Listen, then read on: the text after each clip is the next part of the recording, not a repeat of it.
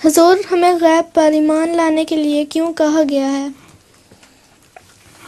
اس لیے کہ پتہ ہو کہ آئندہ غیب بھی اللہ تعالیٰ کی قدرت میں ہے، اور جو ہمارا غیب ہے اس پر ہم ایمان لائیں تو خدا پر بھی ایمان لاتے ہیں۔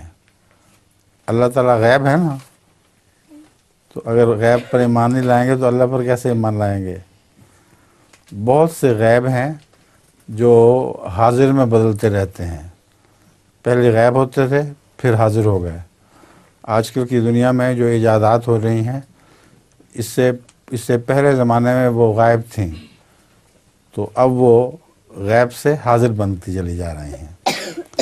تو غیب پر ایمان لانا اللہ پر ایمان لانے کے لیے، فرشتوں پر ایمان لانے کے لیے اور اپنے فائدے کے لیے ضروری ہے۔ لطیفہ ہے، سنائیے۔ ایک بچہ اپنے ہمسائے کے گھر جاتا ہے۔ ہمسائے کے کتے نے اسے دیکھ کر قریب آتا ہے اور اس کے پاؤں چاٹنے لگتا ہے۔ بچے نے ڈر کر رونا شروع کر دیا۔ اس کے رونے کی آوازیں سن کر ہمسایہ بھاگا بھاگا آیا اور پوچھنے لگا، منّے، تمہیں کتے نے کاٹا تو نہیں؟ بچے نے روتے وقت کہا، نہیں، ابھی تو وہ چکھ رہا تھا۔ اچھا